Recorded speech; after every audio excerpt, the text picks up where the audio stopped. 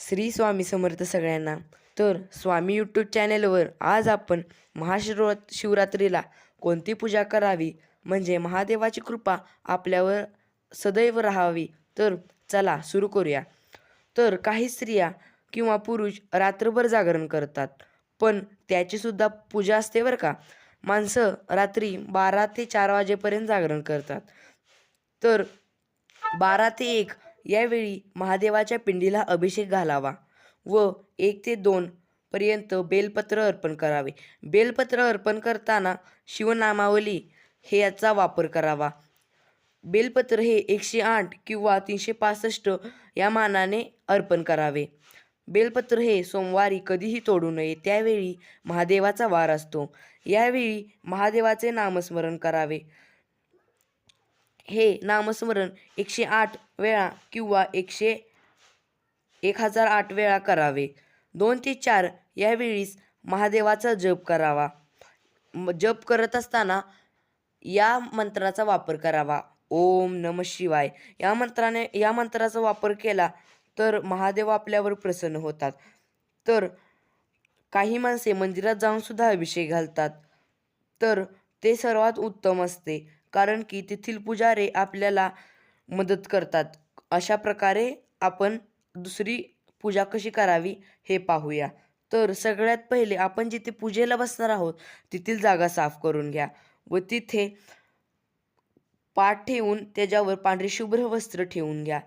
त्याच्यावर पितळेचे ताट ठेवून घ्या. पितळेचे ताट ठेवून झाल्यावर त्याच्यामध्ये महादेवाची पिंडी ठेवून घ्या व त्यावर पांढरे शुभ्र फुलांचा वर्षाव करा. नंतर आपण अभिषेक घालूया. अभिषेकाला दही, तूप, साखर, मध याचा वापर करावा. सगळ्यात पहिल्यांदा दुधाने अभिषेक घालावा, नंतर दह्याने अभिषेक घालावा. अभिषेक घालताना एवढे ध्यानात ठेवा की आपला जो चमचा आहे तो पिंडीला टेकता कामा नये. असे जर झाले तर महादेव आपल्यावर नाराज होतात.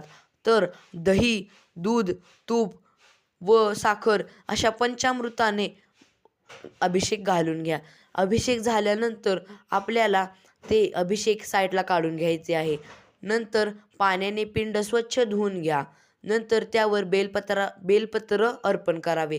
बेलपत्र अर्पण करत असताना शिवलीलामृतचा 11वा अध्याय किंवा शिवनामावली याचा वापर करावा.